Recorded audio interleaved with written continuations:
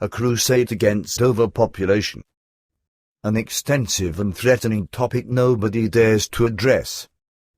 Planet Earth and its inhabitants are suffering from diverse ills caused singularly and exclusively by man himself.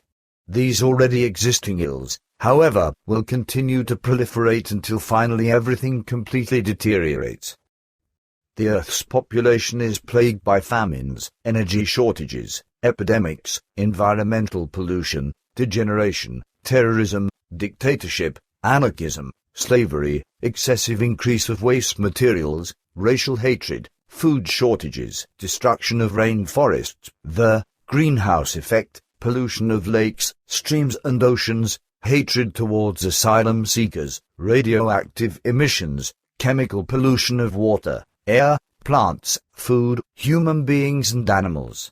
Crime, murder, mass murders, manslaughter, alcoholism, hatred of strangers, oppression, hatred of one's fellowman, extremism, sectarianism, drug addiction, overpopulation, annihilation of animal species, war, violence, torture and capital punishment, general mismanagement, water contamination, eradication of plant species, hatred, vice, jealousy, lovelessness, lack of logic, false humanitarianism, lack of housing, increased traffic, destruction of arable land, unemployment, the collapse of health care, the collapse of care for the elderly, destruction of nature, the collapse of solid waste removal, and the lack of living space, among others. In spite of the many efforts, mankind's problems are not decreasing but, instead, continue to rise steadily in direct proportion to population increases. Mankind on Earth has always tried to fight an old ill with a new one, but, truthfully, this path is leading to man's final destruction. The scenario may be compared to a debt that grows immeasurably to the point where it can no longer even be paid, as is the case when an individual goes into debt and attempts to pay it off by going further into debt only to furnish security for this debt by incurring an even greater debt. The same holds true when humankind on Earth fights old ills with new ones. Yet humanity on Earth frequently acts and thinks completely illogically, which is why it attempts contrary to reason to eliminate an old ill by introducing a newly contrived, newly produced one. This is illogical in every way. When an energy source becomes depleted, man on Earth simply plans and builds new, more powerful nuclear, oil, coal, and hydropower plants. He does this regardless of the fact that through the utilization of these very same nuclear power plants, as well as the petroleum and coal power plants, he immensely pollutes the environment even further. Additionally, nuclear radiation may leak from atomic power plants, thereby endangering all terrestrial life. Moreover, these new energy sources will have become partially outdated already, or inadequate, upon completion over a 3-7-year construction period.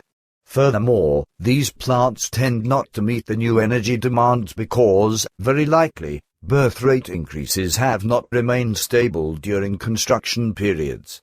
Indeed, it is likely that overpopulation has busily escalated over this same period. Hundreds of millions of people are born worldwide during the construction phase of a power plant and, of course, these millions of newborn human beings once again will require additional energy. It is obvious also that the incessant increase in the Earth's population is sending the demand for energy into an upward spiral. Because of these tremendous energy demands, the Earth must be exploited at an ever-increasing speed. As a result, ever more nuclear power plants, along with other types of power plants, must be constructed and put into service, thereby increasingly endangering and destroying all life forms. Other sources of endangerment and destruction to the planet and all life yet exist. For example, come the unscrupulous use of chemicals, the American HAARP project in Alaska, nuclear testing and the commercial use of atomic bombs for the creation of lakes, waterways and subterranean expanses to be used as storage areas for rubble, sewage, solid waste and nuclear waste products. Mention must also be made of the clearing of rainforests and the burning of forests that criminally access parcels of land for construction sites, etc. Additionally, there are criminal sport activities which depend on combustion engines that burn gas, alcohol, gasoline or diesel oil, to name but a few.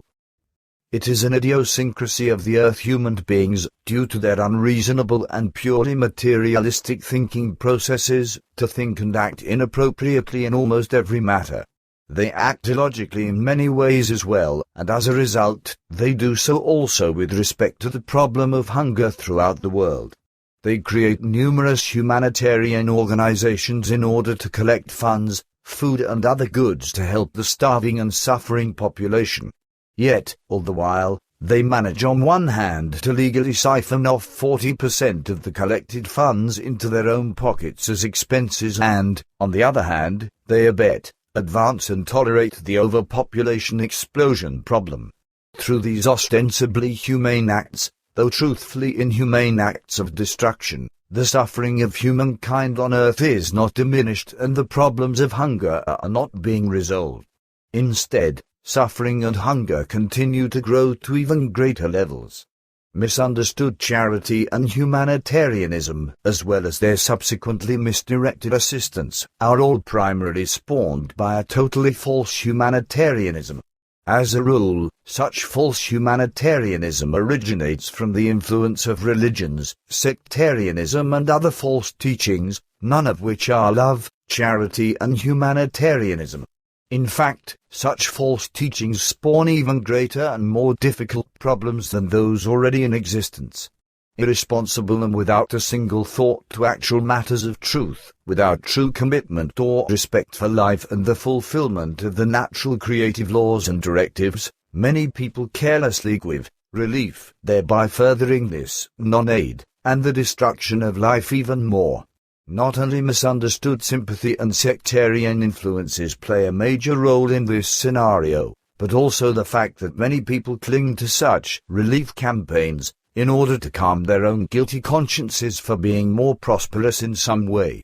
These people fail to realize that they and their countrymen have earned this higher standard of living in the civilized country where they live, mainly by keeping population growth figures low or at least on a more reasonable level than peoples of so-called underdeveloped countries. People in the underdeveloped nations carelessly and irresponsibly procreate like guinea pigs or rabbits only to starve afterwards and shout for help. They lack real help in the format of a birth rate control. Wherever possible, false humanitarians donate goods and funds to Bread for Brothers, Hunger Throughout the World, and similar programs. They have no idea that in so doing they are acting against reason and are interfering in nature's work which ultimately defends itself through famines. Likewise, they may not want to hear of such things. Starving people are procreated by the hundreds and millions through sympathy that is contrary to nature's ways, and a charity that results from false humanitarianism. Through our voluntary or forcibly decreed birth rate check, these happenings could be avoided. Through the excess of the great human mass, mankind's problems are continuously increasing, and it must suffer privation and begins to slowly destroy faunal and floral life along with the planet itself. Once the starving people have been saved from a death of starvation, they become well-nourished, healthy and robust once again, and immediately begin through the lack of information regarding birth control to procreate in an uncontrolled manner by having children in large numbers that amount to many millions each year. Not only does this procreation immediately create further problems of hunger and energy demands, but it also leads to medical, spatial and financial problems, to name but a few. Likewise, the descendants of these people once again compound terrestrial mankind's excessive growth problem. Once these offspring become older and sexually mature, they also promptly begin procreating their own children and, once again, new descendants are conceived in even greater numbers, etc., faster and ever faster. During an extremely brief time period, the Earth will become even more overpopulated. In 1978, 4 billion people inhabited the Earth. In 2000, there will exist already 7 billion inhabitants. Because of this steady and incessant increase of overpopulation, each and every other problem becomes excessively, immeasurably and increasingly compounded. These problems will affect every facet of human life, indeed, the very life of the planet itself and its fauna and flora. In the coming decades, as man's degeneration on Earth relentlessly increases, so will that of the planet and nature. Alone the looming ozone layer depletion caused by man's own actions will initiate unforeseen suffering upon the entire planet, including all life forms, in much the same manner as a particular human immune deficiency, which today is already spreading epidemically. As a result of wars and revolutions, among other things, veritable migrations of entire nations will soon take place as people begin to flee their homelands to seek asylum elsewhere. This migrant flow will lead to hatred of strangers, hatred of asylum-seekers and other races. It will result in severe unrest, murders by all types of extremists and others. The drug abuse epidemic and international political terrorism shall run rampant. Recession and inflation will reappear and millions of people will be without work and income. Criminality and organized crime will spread on a massive scale. The mass murder of individuals will become commonplace, including the mass murder of people for religious, sectarian and political delusional reasons. The destruction of the environment will increasingly ensue, while the planet itself is exploited and tortured. However, nature and the planet will avenge themselves of this abuse through unusually severe storms, typhoons, cyclones, hurricanes, and huge infernos. Entire forests, fields and other territories will be incinerated. Many gigantic fires will be ablaze. Horrendously violent storms will sweep across the earth with a severity not yet witnessed since time immemorial.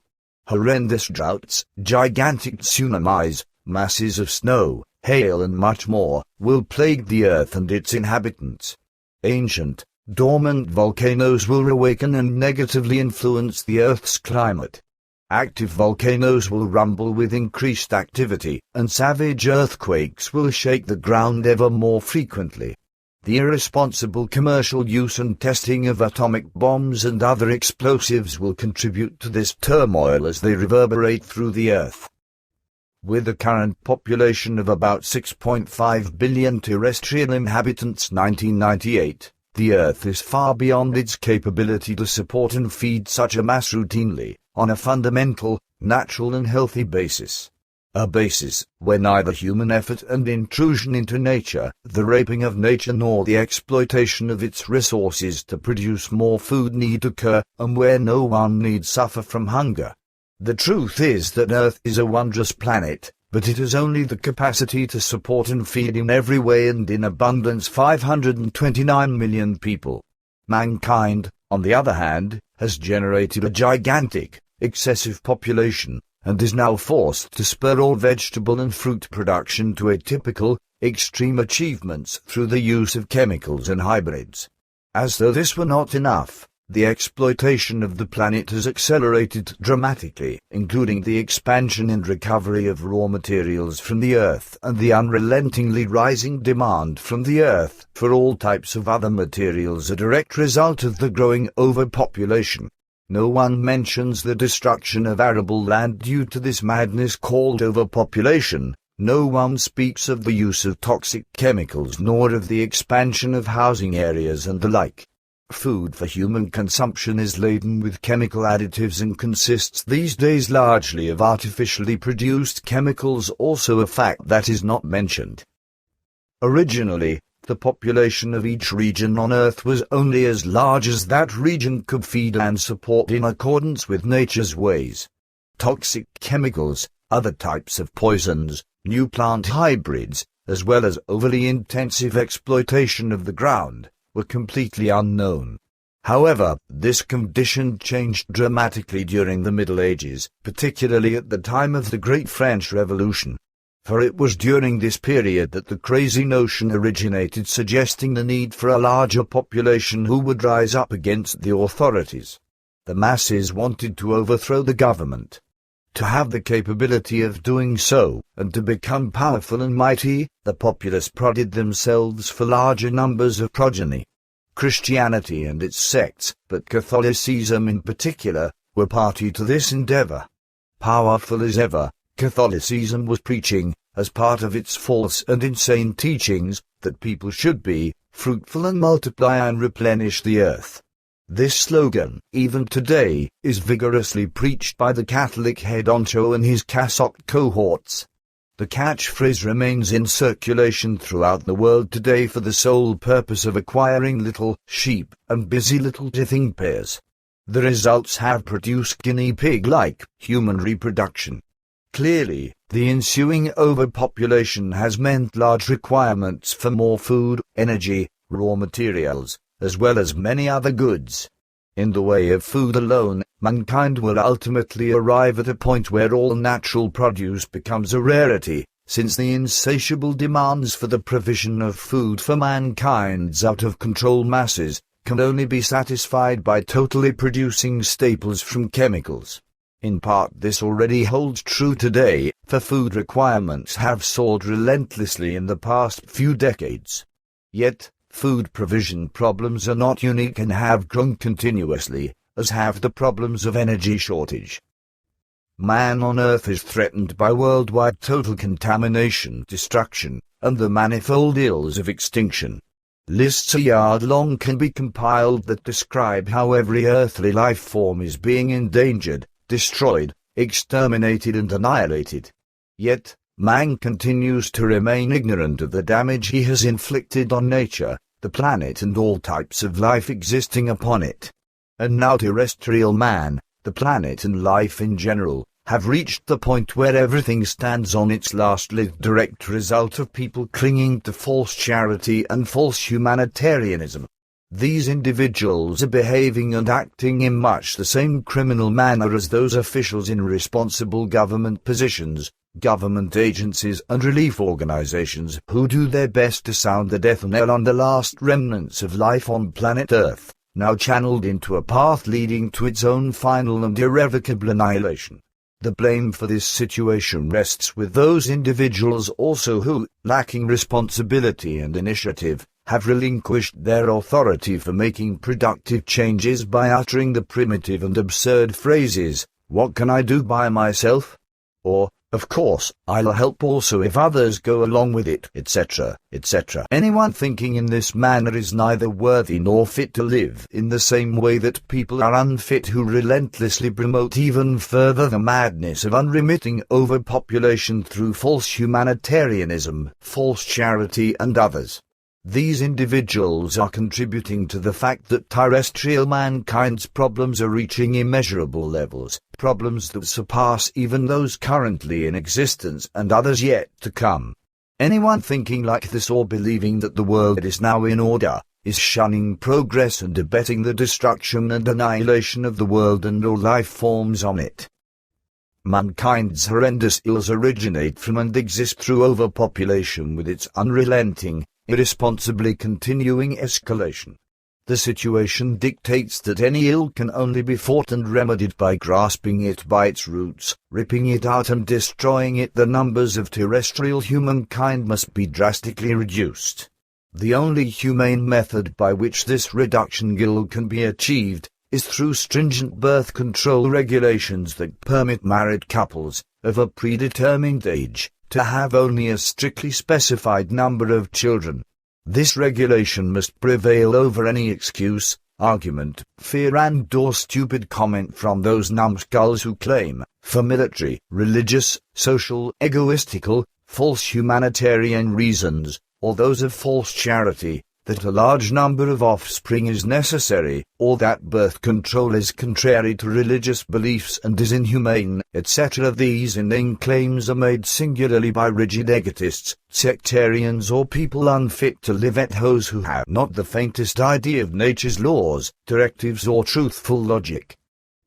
Terrestrial mankind's existing major problems can only be resolved through a purposeful birth control program, by which the population is reduced to an optimum level and scaled according to the planet. All other problem-solving measures present singularly miserable, pitiful and useless attempts that barely amount to the proverbial drop in the bucket. Such problem-solving attempts only serve instead to increase all ills and difficulties even further. Is population control barbaric, inhumane and uncharitable? No. On the contrary, for it is only when a person begins to ponder these facts logically, if he or she has not done so already, and come to the same truthful conclusions, that he or she finds the truth coinciding with the aforementioned argument. Only illogically thinking people, who cling to false charity and false humanitarianism, deny the truth. Such people are forced into this rut by sectarian machinations and false teachings, which cause them to grovel like dogs and rob them of all healthy, reasonable, normal and truthful thoughts, feelings and actions. In this manner they are dominated purely by pity, self-pity, feeble-mindedness and illogic, in place of feelings of empathy for all life forms. Respect for and toward true life is ultimately destroyed by the illogical thinkers, who pave the way for false humanitarianism and false charity that turn into purulent boils capable of spreading as epidemics. The truth, in regard to the clarification of mistakes and guilt, has always been damn hard to take, and seldom does an individual accept harsh truths without grumbling and complaining. Man on earth has always felt attacked personally when someone speaks and offers the truth. He simply exalts himself above everything and believes to be free from error and guilt, which is the reason for his inability to bear the truth. He rebels against it if the truth does not correspond with his own erroneous opinion. Truly, however, man's behavior is nothing more than sordid cowardice that infects everyone who is capable of comprehending issues in a halfway normal way. Since times immemorial, the truth, along with true love, charity and humanitarianism, has invariably sounded harsh, because each one forces the human being to think and act in a logical manner. The same holds true also for the resolution of terrestrial humankind's problems. Only through population reduction, by way of the strictest birth control measures, can there be a remedy for all existing major ills. Inhumane aid must not be given to people. The universal laws of nature apply to humans on earth, too, and anyone with an open eye can easily recognize them wherever there is a region in which the population of a particular animal species suddenly increases, and the danger exists whereby the area involved cannot feed the increasing population. Epidemics occur that decimate the increasing and excessive animal population. Furthermore, the same is evident also when excessively large populations simply starve to death or fall prey to their natural foes because they are weak from hunger. For it is through this method that nature keeps its natural populations in balance, allowing only as many faunal life forms to live in any one region as there is food for support. Only man, the thinking creature, acts contrary to this natural law and tramples upon it. Contrary to faunal life forms, man procreates his offspring to an excessive degree.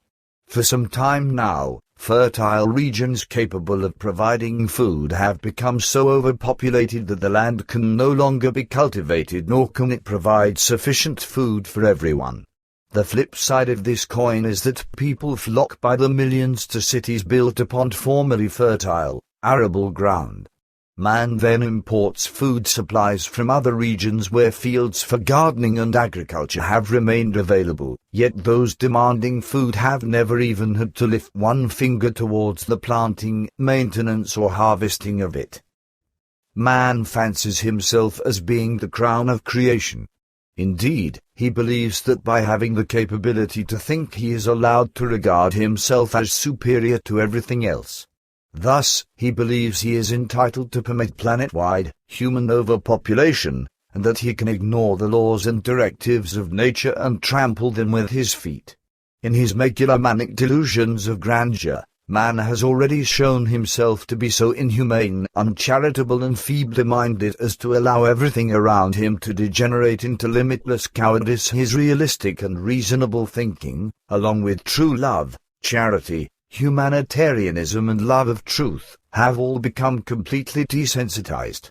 Hence, he is no longer able to recognize that terrestrial humankind's major problems are caused by the liability of overpopulation.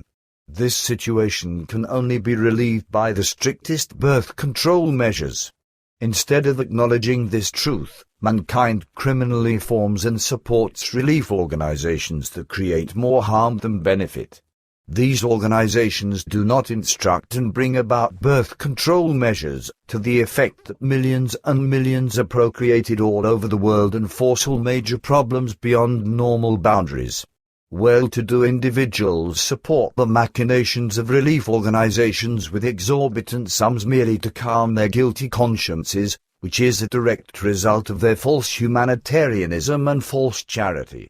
These so-called helpers cowardly cheat their own consciences because they are incapable of recognizing the truthful truth and acting accordingly.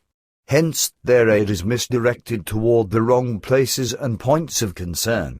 Through their direct participation, therefore, they become guilty by being responsible for the unfolding of this increasing, unrelentingly multiplying, worldwide misery and plight, along with the many catastrophes and ills associated with it.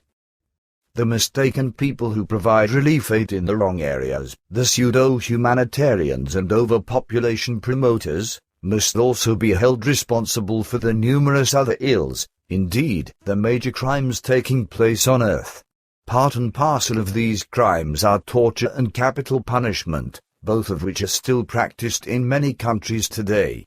Among the people supporting and fighting for torture and capital punishment are those human elements, who frequently represent and fight for religions and other sectarianism. They also provide aid to fight hunger and are against birth control measures, thereby opening the gate to a paradox beyond compare.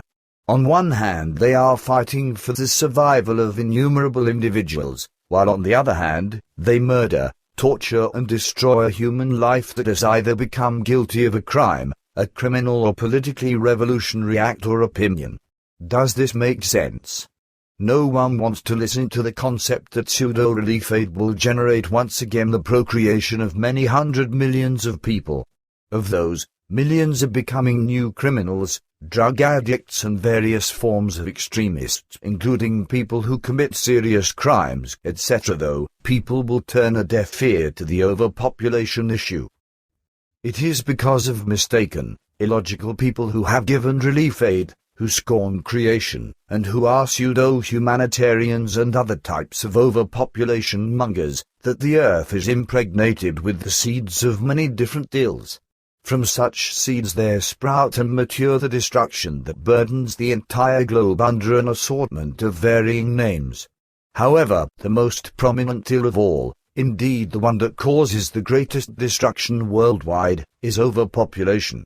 It is from overpopulation that the delusion of hatred of strangers, racial hatred, hatred towards the asylum-seekers and one's fellowmen originate, as well as sectarianism in the form of religious, profane, esoteric, ufological, philosophical, non-denominational or special interest groups, not to mention the sectarianism of major religions.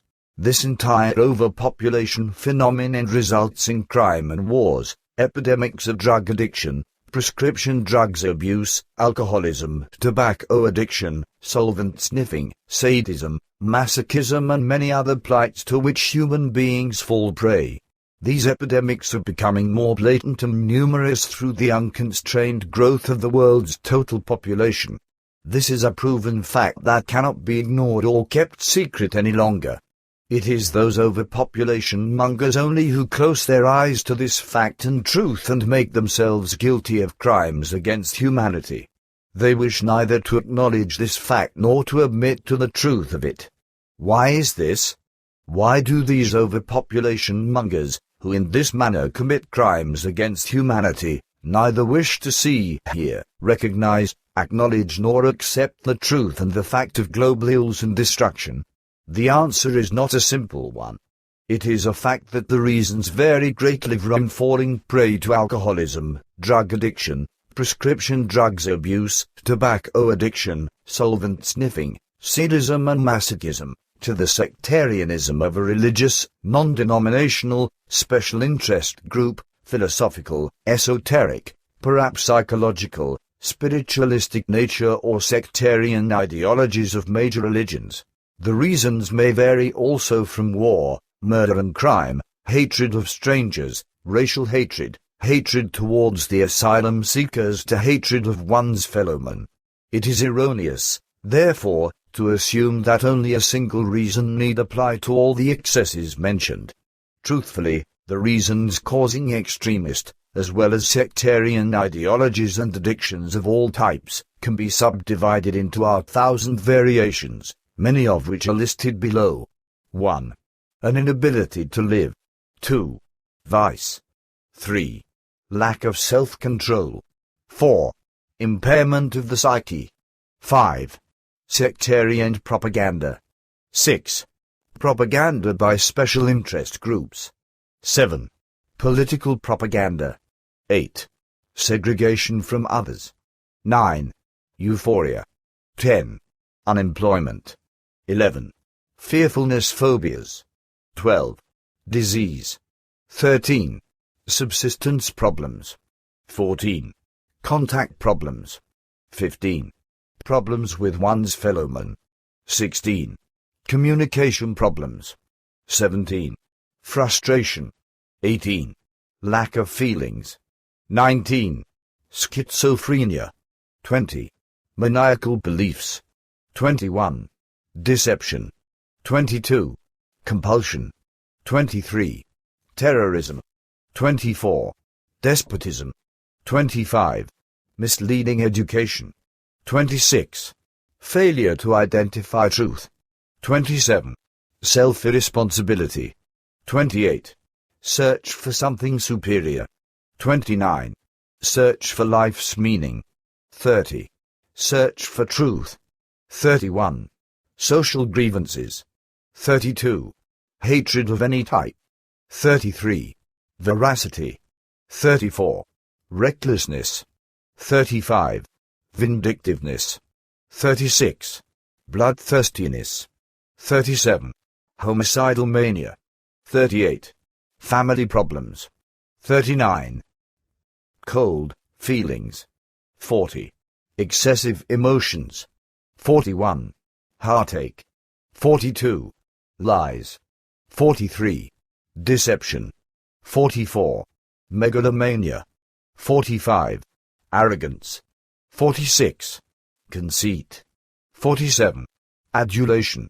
48. Government confusion. 49. Political confusion. 50. War or revolution. 51. Any type of confusion. 52.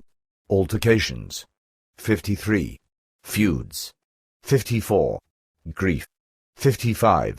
Affliction of harm. 56. Lack of knowledge. 57. Arbitrariness. 58. General mismanagement. 59. Subjugation of any type. 60. Identity crisis. 61.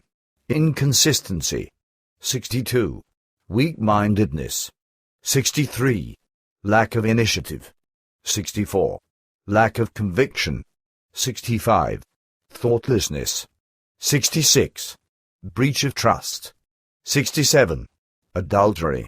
68. Breach of friendship. 69. Breach of promises. 70. False promises. 71. Melancholy. 72. Depression. 73. Dejectedness. 74. Exaggerated ebullience. 75. Loneliness. 76. A craving for the unusual. 77. A craving for depravity.